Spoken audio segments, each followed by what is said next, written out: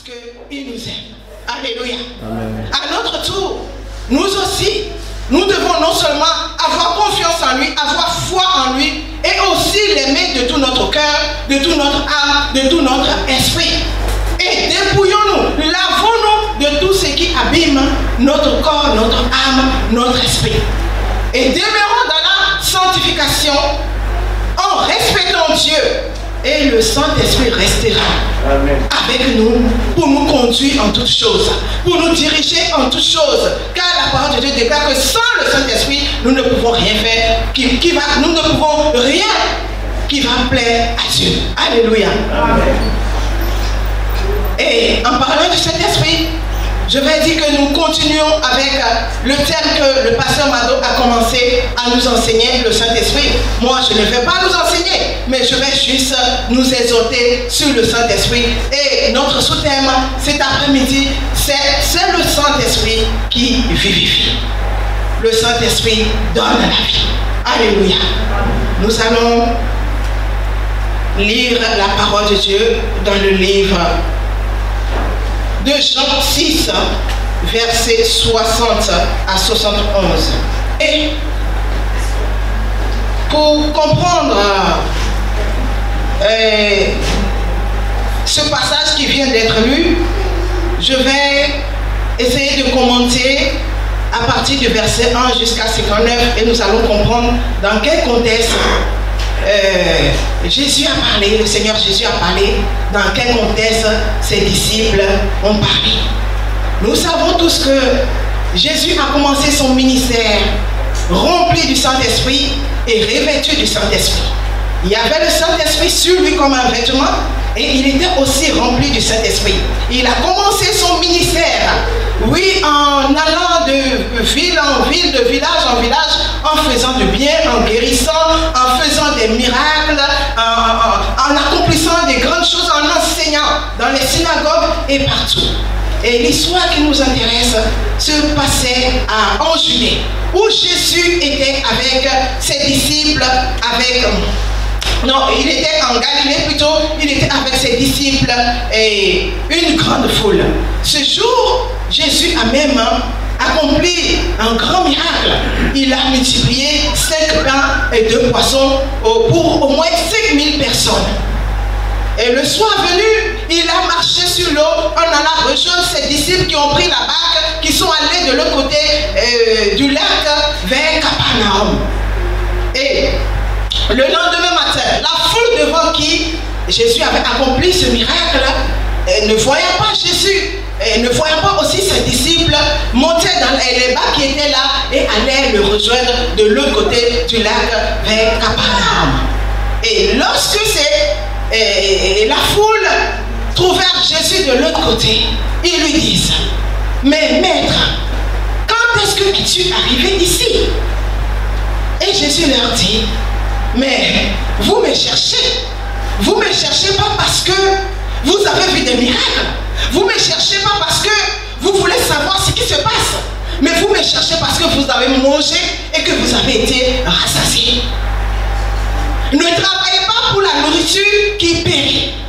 Ne travaillez pas pour la nourriture qui s'abîme, mais travaillez pour la nourriture qui dure et qui donne la vie avec Dieu pour toujours. Cette nourriture, je vous la donnerai, car le Père a donné le pouvoir au Fils. Alors, pour une fois, la foule a compris que Jésus ne parlait plus du poisson et du pain. La foule a compris que Jésus parlait de la volonté de Dieu. Et la foule pose la question au Seigneur pour lui dire: mais que pouvons-nous faire pour accomplir les actions que Dieu veut? Pour une fois, la foule a discerné que ce n'est plus une histoire de pain et du poisson. Alors, Jésus leur dit: croyez en celui qui m'a envoyé. La foi. Alléluia. Et il veut faire la volonté de Dieu. Et Jésus leur dit: croyez en celui qui m'a envoyé. La foi, la base de toutes choses, la base de la vie chrétienne, le commencement de toutes choses. La parole de Dieu déclare que, sans la foi, il est impossible d'être comprendre à la foule que, avant de chercher à plaire à Dieu, avant de chercher à faire la volonté de Dieu, il faut commencer par le commencement, il faut commencer par le début, il faut commencer d'abord à être agréable à Dieu. Comment pouvons-nous être agréables à Dieu? En ayant la foi en Dieu. Croire que Dieu existe vraiment. Croire qu'il est le créateur du ciel et de la terre. Croire qu'il est au-dessus de toutes choses. Croire qu'il domine sur toutes choses. Il a créé toutes choses et toutes choses existent par sa volonté. Croire qu'il est l'auteur de la vie sur terre. Et par notre foi, alors, par notre foi devient un élément déclencheur qui attire en nous la grâce de Dieu. Par cette foi-là, notre foi devient un élément déclencheur qui attire le Saint-Esprit en nous. Alléluia. Voilà pourquoi quand nous acceptons Jésus comme Seigneur et Sauveur, nous recevons le Saint-Esprit. On peut recevoir le Saint-Esprit lorsque nous passons par le baptême d'eau. On peut écouter la parole de Dieu et ouvrir son cœur et recevoir le Saint-Esprit. C'est ce qui s'est passé avec Pierre. Lorsqu'ils ont envoyé les gens chercher Pierre dans la maison de Corneille, Corneille avait invité des païens, ses amis. Et lorsque Pierre s'est mis à parler, les païens qui étaient là ont ouvert leur cœur. Tellement ils ont ouvert leur cœur, ils n'ont pas eu besoin d'accepter Jésus, ils n'ont pas eu besoin d'avoir le baptême par immersion, mais à la grande surprise de ceux-là même qui étaient convertis, à leur grande surprise, ils ont vu que ces hommes ont commencé à parler en langue. Ils ont été baptisés du Saint-Esprit. Pourquoi? Parce qu'ils ont ouvert leur cœur. Ils ont cru aux paroles qu'ils entendaient. Ils ont cru à la parole de Dieu. Alléluia. Donc, pour faire la volonté de Dieu, il faut commencer. Chercher à comprendre quelle est la volonté de Dieu. Comprendre ce que Dieu attend de moi. Comprendre ce que Dieu veut. Parce que si je ne sais pas ce que Dieu veut, je ne peux pas accomplir sa volonté. Alléluia. Vous êtes d'accord avec moi? Si je ne sais pas ce que Dieu attend de moi, mais je ne peux pas le faire. Donc il faut que je comprenne ce que Dieu veut. Je comprenne la volonté de Dieu. Mais pour comprendre la volonté de Dieu, j'ai besoin du Saint-Esprit pour m'aider, pour m'éclairer. Il n'y a que le Saint-Esprit qui explique les choses de l'Esprit. La Bible dit que le fer aiguise le fer. Le fer aiguise le fer. Il n'y a que le Saint-Esprit qui peut expliquer les choses de l'Esprit. Le Saint-Esprit sonde le cœur même de Dieu. Il sonde Dieu. Il connaît toutes choses. Donc lui seul est habilité pour nous faire comprendre ce que Dieu veut. Et pour avoir le Saint-Esprit, il faut avoir la foi. C'est la foi qui déclenche en nous le Saint-Esprit. Là, il n'y a plus de barrière et le Saint-Esprit prend place en nous. Voilà pourquoi Jésus a dit à ces hommes, ayez la foi en celui qui m'a envoyé. Jésus a parlé ainsi, pas seulement pour ça, mais à cause de la parole qu'il s'apprêtait à leur dire. Parce que la parole qu'il s'apprêtait à leur dire, s'ils n'ont pas la foi, ils ne vont pas accepter cette parole. Ils ne vont pas digérer cette parole. Ils ne vont pas concevoir cette parole. Alors il leur dit, je suis le pain de vie. Vos pères ont mangé la manne dans le désert et ils sont morts. Je suis le pain vivant descendu du ciel. Celui qui mange ce pain aura la vie. Et le pain que je donnerai, c'est mon corps. Je le donnerai pour la vie de tous les hommes. Bien-aimés, les Juifs qui étaient là étaient stupéfaits. Ils étaient choqués de cette parole. Ils disent, mais comment cet homme peut nous donner son corps à manger? Alléluia. Comment cet homme peut nous donner son corps à manger? Jésus leur dit, oui, c'est la vérité. C'est la vérité. Si vous ne mangez mon corps, si vous ne buvez mon sang, vous n'aurez pas la vie en vous. Mais qui mange mon corps et boit mon sang aura la vie avec Dieu pour toujours. Car mon corps est une vraie nourriture. Mon sang est une vraie breuvage. Et moi, au dernier jour, je le ressusciterai des morts. Et à ces paroles, tous ceux qui étaient là étaient choqués. Ils étaient scandalisés. Même les disciples n'ont pas raté, n'ont pas manqué à ce choc. Les disciples aussi ont été choqués. Pourtant, Jésus disait la vérité. Il parlait des choses de l'esprit. Il parlait des choses du royaume. Il parlait des choses spirituelles et non des choses charnelles. Il ne parlait pas des choses terrestres. Jésus n'était pas en train de les inviter au cannibalisme. Alléluia. Jésus était en train de parler de l'ancienne alliance et de la nouvelle alliance. La manne que les pères avaient mangé dans le désert et qui sont morts représente l'ancienne alliance par Moïse. C'est la loi. Et Jésus-Christ lui-même est la manne cachée, la nourriture non révélée, qui représente la nouvelle alliance par son corps qu'il allait livrer et son sang qu'il allait verser pour la vie de tous les hommes. C'est la grâce. Alléluia. Et ceux qui croiront en cela auront la vie avec Dieu pour toujours. Ceux qui ne croiront pas n'auront pas la vie avec Dieu. Alors c'est dans ce contexte que ce que la sœur Bédine vient de lire, c'est dans ce contexte que je vais lire de 60 à 63. Plusieurs de ses disciples, après l'avoir entendu dire cette parole est dure, qui peut l'écouter? Jésus, sachant en lui-même que ses disciples murmuraient à ce sujet, leur dit: cela vous scandalise-t-il? Et si vous voyez le Fils de l'homme monter où il était auparavant? C'est l'esprit qui vérifie, la chair ne sert de rien. Les paroles que je vous ai dites sont esprit et vie. Alléluia. Bien aimés, lorsque nous lisons les Écritures, nous pouvons voir que Jésus avait presque 82 disciples. Il en a choisi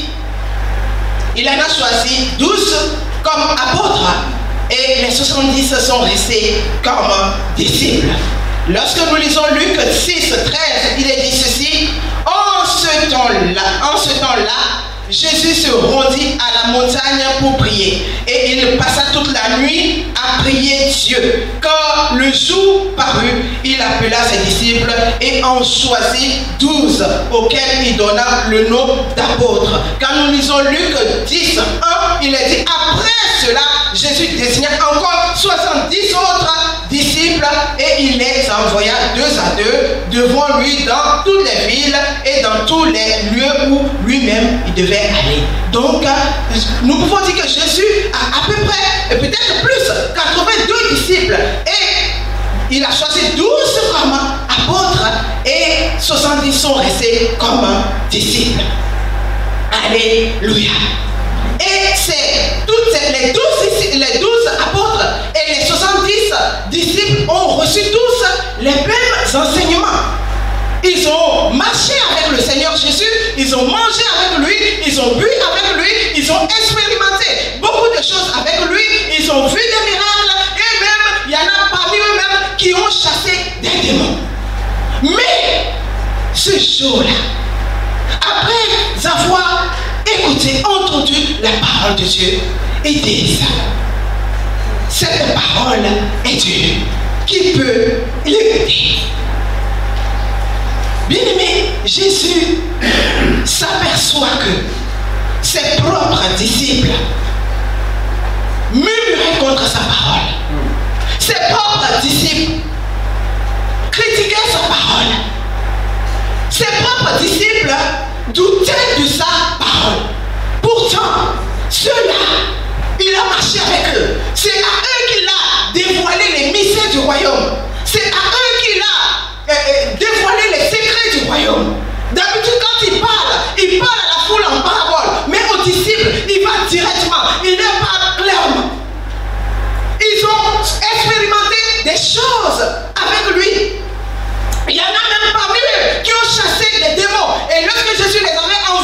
aller chasser, aller évangéliser. Ils étaient partis, revenus dans la joie et dire au Seigneur, oh maître, les démons même nous sont soumis en ton nom.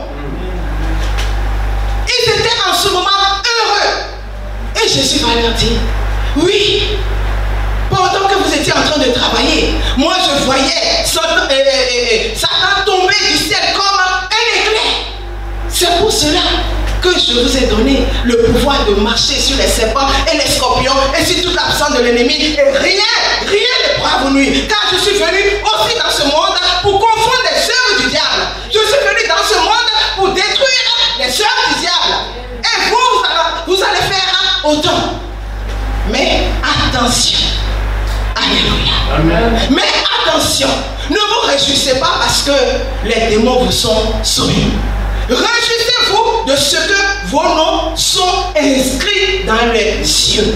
Alléluia. Amen. Ce n'est pas parce que je chasse des démons que mon nom sera inscrit dans les cieux. Ce n'est pas parce que je tiens le micro aujourd'hui que mon nom sera inscrit dans le royaume des cieux. Ce n'est pas parce que je viens à l'église tous les dimanches que mon nom sera inscrit dans le royaume des cieux. Ce n'est pas parce que je joue au tam-tam, je chante, que mon nom sera inscrit dans le royaume des cieux. Pour que mon nom soit inscrit dans le royaume des cieux, cela va dépendre de ma foi et de mon attachement à Dieu. Cela va dépendre de ma foi et de mon obéissance à la parole de Dieu. Cela va dépendre de ma foi et de ma soumission à Dieu. Cela va dépendre de ma foi et de la manière dont je mets la parole de Dieu en pratique. Alléluia. Amen. Jésus connaissait leur cœur. Il est Dieu. Donc, tout ce qu'il faisait pour dire, oh, les démons sont soumis à ton nom. Jésus connaissait leur cœur. Il connaissait le degré de leur foi. Alors il les a arrêtés tout de suite. Ne vous réjouissez pas de ce que vous chassez les démons. Mais réjouissez-vous de ce que vos noms soient inscrits dans les royaumes des cieux. Jésus leur dit, mes paroles aujourd'hui vous choquent. Mes paroles aujourd'hui vous scandalisent-ils? Oh bien-aimés, lorsque la parole de Dieu ne nous arrange plus, alors ça devient pour nous un scandale. Ça devient pour nous un choc. Et comme ses disciples, nous murmurons aussi, oui, la parole de Dieu est trop dure. Oui, on doit nous prêcher ceci. Non, on doit nous caresser. Non, on doit. Et nous nous mettons aussi à murmurer contre la parole de Dieu. Nous nous mettons aussi à critiquer la parole de Dieu. Nous nous mettons à mépriser la parole de Dieu. Nous méprisons l'instrument que Dieu utilise pour annoncer sa parole. Nous méprisons. Comme Jésus lui-même a été critiqué, comme Jésus lui-même a été méprisé. Et nous considérons la parole de Dieu comme un obstacle. Mais ce n'est pas la parole de l'homme. C'est la parole de Dieu. Si nous avons quitté le monde, nous avons abandonné le monde pour venir au Seigneur. Ça veut dire que nous avons accepté ses principes. Nous croyons en lui. Alors, continuons à croire en lui. Continuons à lui faire confiance, à croire en sa parole et chercher à comprendre la parole de Dieu au lieu de la considérer comme un obstacle. Alléluia. Car la parole de Dieu déclare qu'il est donné aux enfants de connaître les mystères du royaume. Il n'a pas été donné au monde de connaître les mystères du royaume parce que le monde ne connaît pas Dieu. Le monde n'a pas le Saint-Esprit. C'est toi et moi qui l'avons reçu. C'est nous qui avons le Saint-Esprit. Donc, si nous ne comprenons pas la parole, le Saint-Esprit est là pour nous éclairer. La parole de Dieu est un mystère. C'est un secret. Quand on dit que 1 plus 1 plus 1 font 1, c'est un mystère. Alléluia. Logiquement, quand on dit 1 plus 1 plus 1, ça fait 3. Logiquement, ça fait 3. Mais, spirituellement, 1 plus 1 plus 1 font 3. Dieu le Père, Dieu le Fils, Dieu le Saint-Esprit. Les trois font une seule et même personne. C'est ça les choses de l'Esprit. Alléluia. La Bible dit encore que l'évangile est une puissance pour le salut de quiconque croit. Une puissance qui qui change. Une puissance qui peut changer, transformer la vie d'une personne. Une puissance qui guérit. Une puissance qui restaure. Une puissance qui libère. Une puissance qui peut tout changer. Une puissance qui est vivante et pleine de force.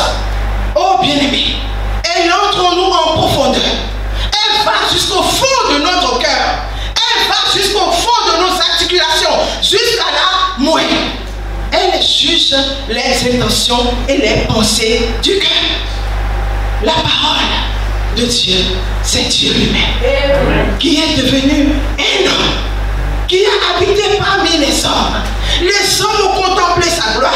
Les hommes ont vu sa gloire. Et cette gloire, il a reçu du Père. Alléluia. C'est la gloire du Fils unique, plein d'amour et plein de vérité.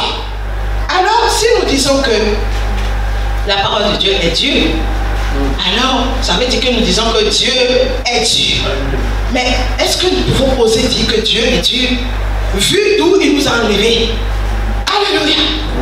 Vu d'où Dieu nous a ramassés, est-ce que nous pouvons oser dire que Dieu est Dieu? Non, non, bien aimé. Dieu n'est pas Dieu. C'est nous qui sommes Dieu d'entendement. Et nous considérons la parole de Dieu comme un obstacle. Parce qu'elle nous empêche d'aller nous vautrer dans la boue où il nous a arrachés. Parce qu'elle nous empêche de marcher dans l'impudicité. Elle nous empêche de marcher dans l'adultère. Elle nous empêche de marcher dans les mensonges. Elle nous empêche de nous conformer aux choses de ce siècle. Et ça ne nous arrange pas. Alléluia. Amen. Alors nous considérons que la parole de Dieu est Dieu. Nous voulons que Dieu fasse notre volonté. Nous voulons que Dieu apprécie nos péchés mignons. Ça n'arrivera pas ni aujourd'hui, ni demain, ni après-demain. Ni par le passé, ni par le présent, ni par le futur. C'est nous qui devons faire la volonté de Dieu. C'est nous qui devons l'accepter.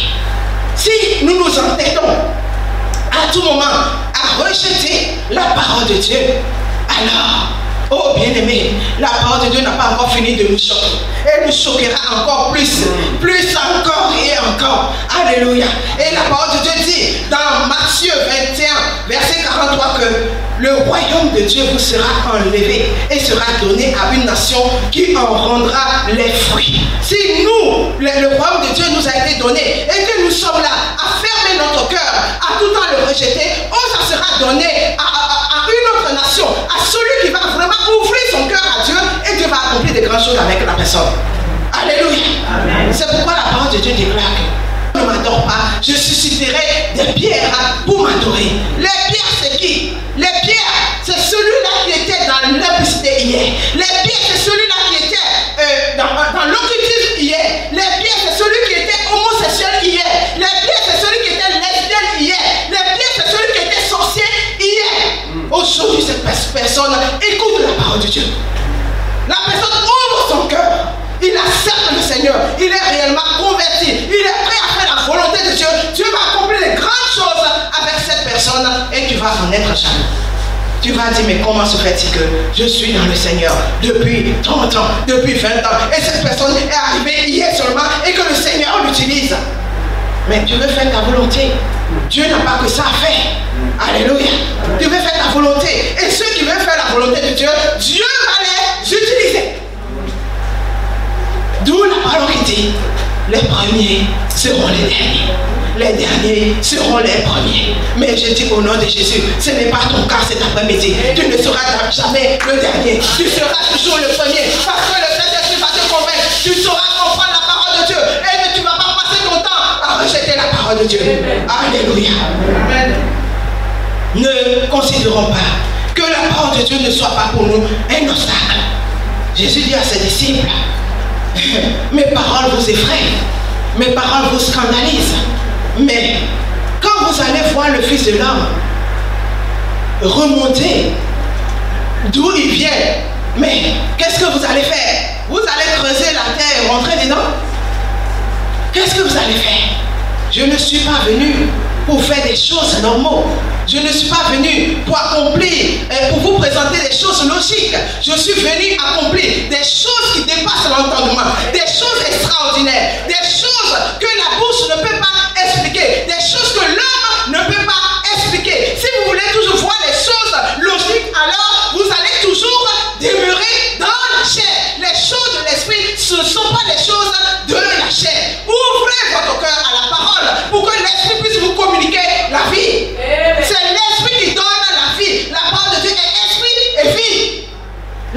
ne sert à rien.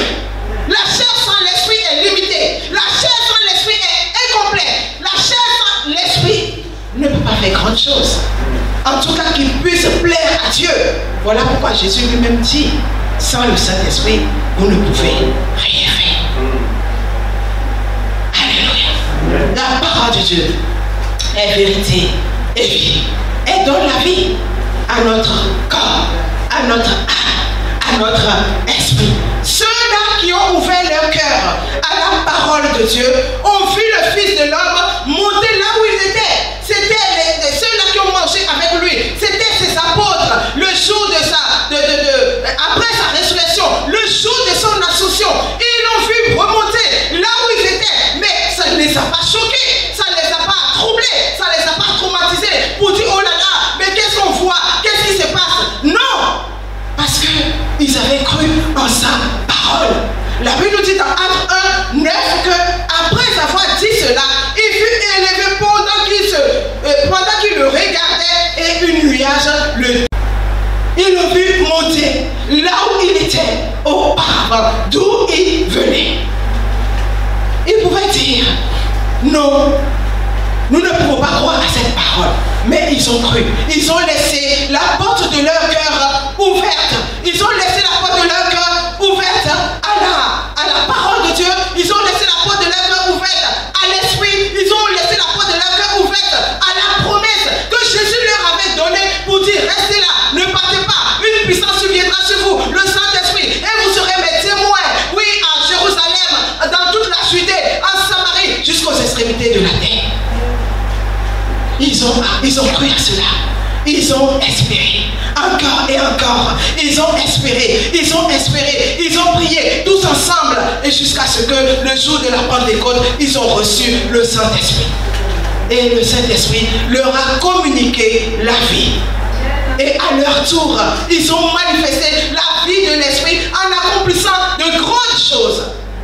Voilà pourquoi la parole de Dieu déclare que, étant monté en haut, il a amené avec lui des captifs.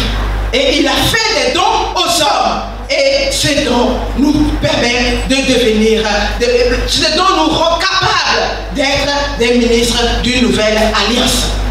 Car cette alliance ne vient pas de la loi écrite, mais elle vient du Saint-Esprit. Car la loi écrite donne la mort, mais le Saint-Esprit donne la vie. C'est le Saint-Esprit qui vivifie. Reçois cet après-midi la vie du Saint-Esprit dans ta vie. Reçois cet après-midi la vie du Saint-Esprit dans tout ce que tu fais. Reçois cet après-midi la vie là où la mort est en train de planer, physiquement comme spirituellement. Reçois la vie dans tes membres, là où tu sens la maladie. Reçois la vie dans ton couple, dans ta famille, dans tes études. Reçois la vie. Reçois la vie du Saint-Esprit dans ton cœur, dans tes yeux, dans tes oreilles, dans tes mains, dans tes pieds. Parce que si tu as la vie dans le cœur, tu sauras aimer de tout ton cœur. Tu sauras aimer ton prochain. Si tu as la vie dans tes oreilles n'accepteront d'écouter des mauvaises choses. Si tu as la vie dans la bouche de ta langue, oh, tes paroles seront des paroles que des paroles de bénédiction. Alléluia. Si tu as la vie dans tes mains, tout ce que tu vas toucher va prospérer. Alléluia. Si tu as la vie dans tes pieds, oh bien-aimé, tu ne mettras pas les pieds où Dieu te défend d'aller. Là, lorsque tu vas aller quelque part, ça sera toujours pour la gloire de Dieu. Que la vie du Saint-Esprit soit son partage dans tous les domaines, dans le nom de Jésus. Alléluia. Au verset 64-65, il dit, mais il en est parmi vous quelques-uns qui ne croient point, car Jésus savait dès le commencement qui étaient ceux qui ne croyaient point et qui était celui qui le livrerait. Et il ajouta, c'est pourquoi je vous ai dit que nul ne peut venir à moi si cela ne lui a été donné par le Père. Bien-aimé, Jésus connaissait le cœur de tous ses disciples, apôtres, la foule, tous ceux qui étaient là. Parce que il est Dieu. Il est 100% homme, 100% Dieu. On ne peut rien lui cacher. Devant lui, tout est à lui. Devant lui, tout est à découvert. On ne peut pas lui cacher quoi que ce soit. Il n'a pas besoin que quelqu'un vienne lui donner le témoignage ni de ses apôtres, ni de ses disciples, ni de la foule qui était là pour dire ah, mais celui-là est bien, celui-là est mauvais, celui-là est mauvais, celui-là est bien. Non, il n'a pas besoin de cela. Il connaissait leur cœur, il connaissait la température de leur foi. Une foi très tiède, prêt à se refroidir à un petit soufflement de vent. Alléluia. Tiède, très tiède. Et il connaissait ça, il savait ça. La Bible même dit qu'il savait lui-même ce qui était dans l'homme. Parce qu'il a créé l'homme. Il sait avec quoi il a fait l'homme. Donc l'homme ne peut rien cacher à Dieu. Là où tu es, si tu as vraiment la foi, Dieu connaît. Moi qui tiens le micro, si j'ai vraiment la foi, Dieu connaît. Si je suis en train de plaisanter, de m'amuser, Dieu connaît. Là où tu es assis, si cette parole te fait du bien, Dieu connaît. Si cette parole tu la méprises, Dieu connaît. Si tu la reçois vraiment, Dieu connaît. Alléluia. Amen. Donc on ne peut rien lui cacher. Voilà pourquoi nous devons arrêter de jouer avec lui. À faire des choses en sourdine, en sous-marin, comme si on peut cacher quelque chose à Dieu. On ne peut rien lui cacher. Alléluia. Amen. On ne peut rien lui cacher. Oh, si tu crois, ta foi est vraiment au bon fils, si tu crois vraiment en sa parole, c'est une bonne chose. Progresse dans cette foi. Mais si tu passes ton temps à mépriser la parole de Dieu, bien aimé, je te conseille de changer de voie. Je te conseille d'ouvrir ton cœur à la parole de Dieu. Ouvre ton cœur et le Saint-Esprit va rentrer pour t'expliquer les choses de l'Esprit. Alléluia. Dieu attend au changement. Il y a une deuxième qualité que Dieu a, c'est la patience. Il est amour, mais il est aussi patient. Lorsque le pécheur demeure sur son chemin, il est patient, il attend que cette personne reprenne conscience et revienne sur des meilleurs sentiments. Que cette personne renonce à sa mauvaise voie.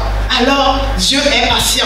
De toute façon, si tu es destiné à être sauvé, alors tu finiras par retrouver le chemin de la vérité. Tu finiras par ouvrir ton cœur à la parole de Dieu. Car nous ne venons pas au Seigneur, bien aimé, par hasard. Nous ne venons pas au Seigneur de nous-mêmes. C'est Dieu qui nous attire vers son Fils. Alléluia. C'est Dieu lui-même qui nous attire vers son Fils. Voilà pourquoi il est écrit dans Jean 6, 44 que nul ne peut venir à moi si le Père qui m'a envoyé ne l'attire. Et moi, je le ressusciterai au dernier jour. Donc, nous ne venons pas au Seigneur de nous-mêmes. C'est Dieu lui-même qui nous attire. Lorsque nous écoutons la parole de Dieu, nous ouvrons notre cœur et cette parole prend place en nous et que nous la mettons en pratique, ça veut dire que nous appartenons à Dieu. Alléluia. Amen. Ça veut dire que nous appartenons à Dieu, nous sommes choisis. Mais lorsque nous écoutons la parole de Dieu et que nous passons notre temps à rejeter la parole de Dieu, nous luttons contre Dieu dans sa parole, alors ça veut dire que nous ne sommes pas appelés à être sauvés.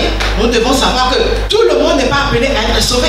Oui, il y a des gens qui ne sont pas appelés à être sauvés. Mais comme ce n'est pas écrit sur leur front qu'ils ne seront pas sauvés, alors nous allons continuer à les évangéliser. Ces personnes même peuvent écouter la parole de Dieu. Mais puisqu'ils ne sont pas destinés à être sauvés, en fin de compte, ils quittent le navire. Et c'est ce qui s'est passé. Au verset 76, nous allons voir que la Bible nous dit quoi? Dès ce moment, plusieurs de ses disciples se retirèrent et ils n'allèrent plus avec lui. Voilà ceux-là même qui ont mangé avec Jésus, qui ont écouté les secrets du royaume, qui ont reçu les enseignements, qui ont même expérimenté à chasser chassé les démons, qui ont accompli des grandes choses avec le Seigneur.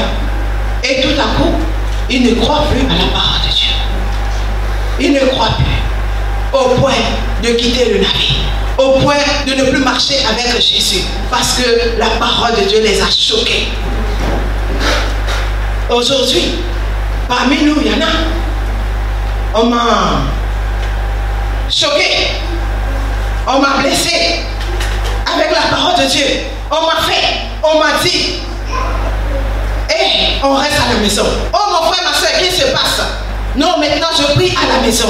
Je prie à la maison. Je prie à la maison. Bien-aimés, faisons attention. Quand tu pries à la maison, tu pries à la maison. En fin de compte, tu ne vas plus même prier du tout. Parce que le diable veille à ce que ça soit ainsi. Et c'est une occasion qui lui est donnée, qui ne va pas rater.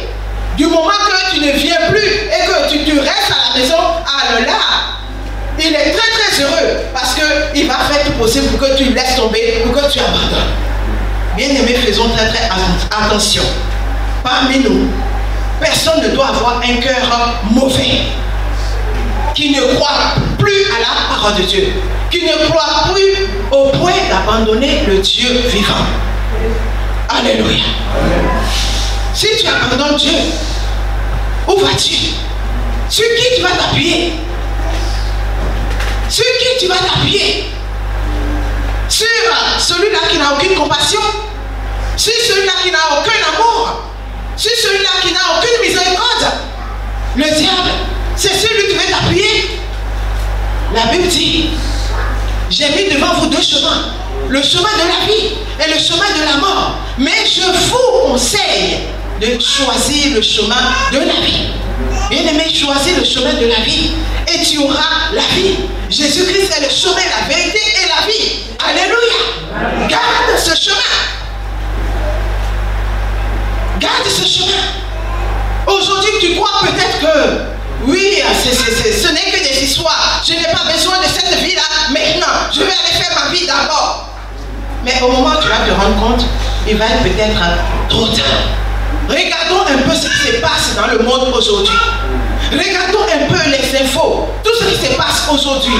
Les gens sont dans leur sommeil profond. Une grande pluie et inondation. Et les gens meurent. Regardons un peu à l'Italie. Les gens qui étaient au volant, le pont qui est tombé. Imaginez un peu la scène. Les gens qui sont en train de venir, ceux qui viennent, ceux qui partent, ceux qui étaient sur le pont s'effondre et tombe. Regardons un peu en Californie. C'est cette ville qui est brûlée. Toute une ville brûlée. Et beaucoup de morts. Regardons un peu à Marseille. Cet immeuble-là qui est tombé. Deux immeubles qui se sont effondrés. Et ceux qui étaient dans leur propre maison. Ça veut dire que nous sommes en sécurité nulle part. Ta sécurité est en Jésus. Il y a qu'en Jésus que tu es en sécurité. Il y a qu'en Jésus que tu es en sécurité. Alors ne l'abandonne pas. Parce que tu ne comprends pas la parole de Dieu. Ne l'abandonne pas parce que la parole de Dieu, il ne faut pas la prendre à la lettre. C'est les choses de l'esprit. C'est les choses de l'esprit. Lorsque Jésus a dit à la femme cananéenne qu'on ne donne pas la nourriture des enfants aux petits chiens, Jésus n'est pas en train de traiter cette femme de petit chien. Il ne faut pas prendre la parole de Dieu à la lettre. C'est des choses de l'esprit. Il faut essayer de comprendre qu'est-ce que Dieu veut dire. C'est un mystère, c'est un secret. Jésus voulait voir la foi de cette femme. Il faut que sa foi soit une foi forte, une foi audacieuse. Sinon, si sa parole était contre cette femme, lorsque les disciples étaient en train de dire, mais maître, chasse-la, écrit derrière nous. Jésus pourrait dire, mais chassez-la, chassez-la. Mais Jésus leur a dit, je ne suis pas venu seulement pour les brebis égarées de la maison d'Israël. Ça veut dire que cette parole n'est pas dressée contre cette femme, justement à cause de ces personnes que je suis là. Mais sa parole, juste pour voir le degré de sa foi. Oui, les enfants, la nourriture des enfants, on ne peut pas les donner à celui qui ne connaît pas encore la valeur. Et cette femme a prouvé que je sais ce que je demande. Alléluia. Je sais ce que je demande. Même les miettes tombent en dessous de la table et les chiens les mangent. Et cette femme a reçu ce qu'elle voulait. Donc, ne prenons pas la parole de Dieu à la lettre, mais laissons le Saint-Esprit prendre place en nous et que le Saint-Esprit nous explique les choses de l'Esprit, car le faire aiguise le faire. Alléluia. Alors, il est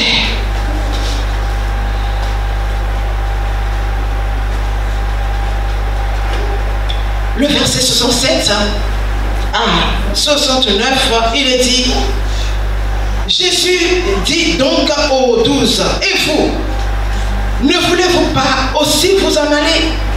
Simon-Pierre lui répondit, Seigneur, à qui irions-nous? Tu as les paroles de la vie éternelle, et nous avons cru et nous avons connu que tu es le Christ, le Saint de Dieu. Alors les 70 sont partis et Jésus dit aux 12 qu'il avait choisi lui-même. Et vous ne voulez pas partir aussi? Vous êtes libres, je ne vous retiens pas. Si vous avez envie de partir, allez-y, partez. Alors Pierre va faire une déclaration, Pierre va faire une confession. Pierre va dire au Seigneur, oh, à qui irions-nous? À qui irions-nous? Nous n'avons que toi. Nous n'avons que toi. C'est toi seul qui as les paroles de la vie. C'est toi seul qui as les paroles qui délivrent. C'est toi seul qui as les paroles qui libèrent. C'est toi seul qui as les paroles qui restaurent. C'est toi seul qui as les paroles qui donnent la vie avec Dieu pour toujours. À qui irions-nous? Nous avons cru en toi. Nous avons cru que tu es le Fils de Dieu. Nous avons cru que tu es le Messie. Nous avons cru que tu es l'envoyé de Dieu. Nous avons cru que tu es l'élu de Dieu. Nous avons cru que tu es le Saint, le roi de Dieu. Nous avons cru. Nous avons cru à ta parole. Oh bien-aimé, devant une telle confession, qu'est-ce que Jésus pouvait dire? Devant une telle proclamation, qu'est-ce que Jésus pouvait dire? Oh, je vais dire à une personne, cet après-midi, bien-aimé, tu dois activer le feu de ta foi, de peur que, oui, ce feu ne s'éteigne. Alléluia. De peur qu'un jour, tu abandonnes Dieu. Il faut que tu gardes ce feu allumé pour permettre au Saint-Esprit de te pousser à aller toujours de l'avant. Tu dois garder ce feu allumé pour permettre au Saint-Esprit de te prendre en charge. Garde une foi ferme. Garde une foi agissante. Garde une foi audacieuse. Une foi qui met le Saint-Esprit à l'aise. Une foi qui donne du confort au Saint-Esprit. Et confesse. Renouvelle ton alliance avec Dieu à tout moment. Dans ta vie de prière, renouvelle ton alliance avec Dieu. Dans ta vie de sanctification, renouvelle ton alliance avec Dieu. Dans la louange, dans l'adoration, renouvelle ton alliance avec Dieu. Même tu es en train de méditer, renouvelle ton alliance avec Dieu. Confesse son nom, proclame-le à tout moment. Établis-le dans ta vie, établis-le dans ta maison, établis-le dans tes projets, établis-le dans tes études, établis-le dans tout ce que tu entreprends, établis-le dans ta famille. Le diable doit savoir dans quel camp tu te trouves. Il faut qu'il le sache. Il faut qu'il sache à qui tu appartiens. Il doit le savoir. Alléluia. Il doit le savoir. Même s'il t'arrive de glisser quelquefois. Il y a un serviteur de Dieu qui disait, quand on voit les chrétiens tomber, ça veut dire que ça fait longtemps qu'ils sont en train de glisser. Ça fait longtemps qu'ils sont en train de glisser. Même si tu glisses, oh mon frère, ma soeur, ramène vite tes pieds sur le droit chemin. Il peut t'arriver même de tomber. Oui, il peut t'arriver de tomber. Même si tu tombes, bien-aimé, oui, ne dors pas là où tu es tombé. Reprends-toi vite et retrouve le chemin, le seul chemin qui mène à la vie. Alléluia. Au verset 70, 71, pour aller finir, il dit, Jésus leur répondit, n'est-ce pas moi qui vous ai choisi, vous et les 12, et l'un de vous est un démon? Il parlait de Judas et Iscariote, fils de de Simon, car c'était lui qui devait le livrer, lui, l'un des 12. Bien-aimé, Jésus a lui-même choisi ses 12 apôtres. Et ce choix n'était pas n'importe quel choix. Ce choix représentait l'avant-mission et l'après-mission. Jésus est venu sur cette terre pour accomplir une mission. Et il n'était pas venu pour rester sur la terre. Il faut qu'il accomplisse cette mission et laisser cette mission et repartir. Donc, ceux qui vont prendre la relève de cette mission doivent être les gens qui vont vraiment prendre cette mission au sérieux. Donc, ce choix n'était pas n'importe quel choix. Ce choix n'était pas un choix où on mange, on dort et on se lève. Et toi ici, toi passe à gauche, toi passe à droite, toi passe ici. Non. C'était un choix crucial. Un choix, je peux dire même, qui dépendait de l'avenir de l'humanité. Donc, voilà pourquoi quand j'ai lu au début où Jésus faisait le choix de ses apôtres, il a prié toute la nuit. Malgré qu'il est 100% homme, 100% Dieu, il pouvait dire je connais, je ne prie pas. Mais il a prié toute la nuit. Et c'est le lendemain matin qu'il a choisi ses 12 apôtres. Et parmi ces 12, il y a celui qui va le livrer. Et c'est important qu'il soit aussi dedans. Alléluia. C'est important qu'il soit aussi dedans. Parce que c'est lui qui va déclencher le compte à rebours. Si Gilberta n'est pas dedans, ça va se déclencher comment? Oui, c'est lui qui va déclencher le compte à rebours. C'est lui l'avant-mission. Et les 11 autres sont pour l'après-mission. Après que Jésus serait parti. Lorsque Dieu forme un projet pour toi, pour amener ce projet à bien, il va mettre tous les éléments, toutes les pièces du puzzle.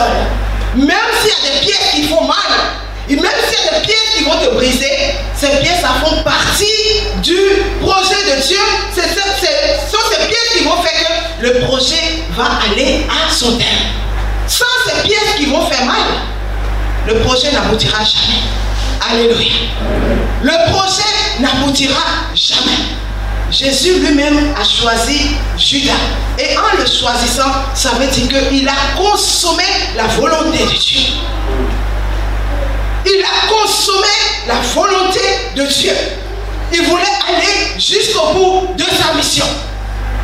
Et celui-là qui va le livrer était parmi. La Bible dit, si le grain de blé tombe à terre, s'il meurt, il reste seul.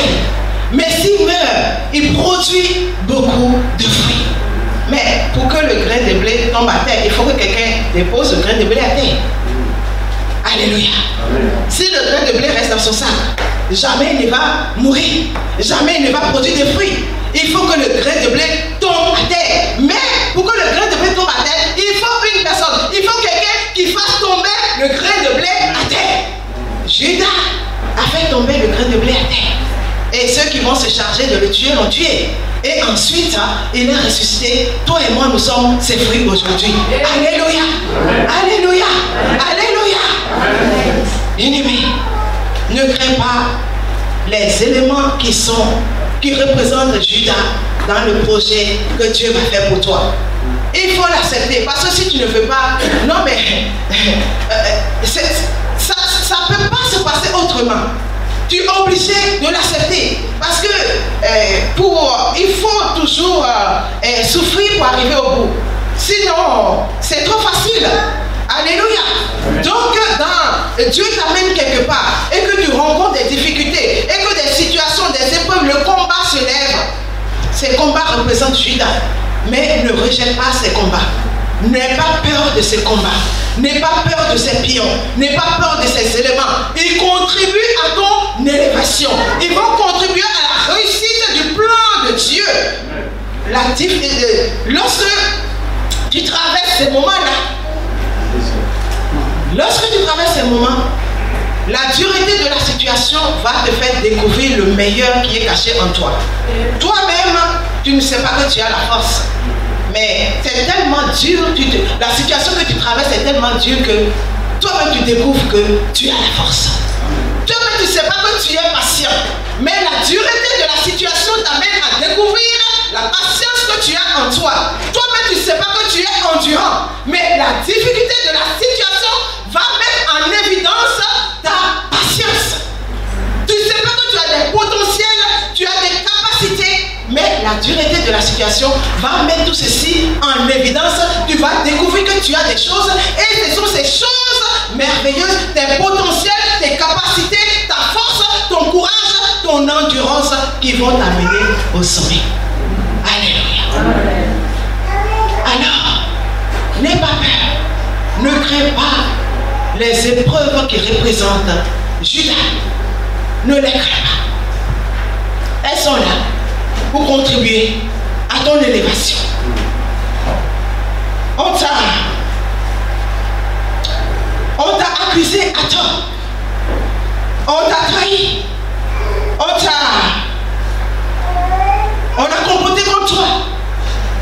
Quoi que ce soit que tu traverses, oh bien-aimé, sache que Dieu va le transformer en ta faveur. Que cette situation soit en ta défaveur au début, ne t'inquiète de rien. Alléluia. Ne t'inquiète pas. Dieu va le transformer en ta faveur. Et cela, ça veut même dire que lorsque les choses deviennent dures, tu dois comprendre que cela t'annonce même la victoire.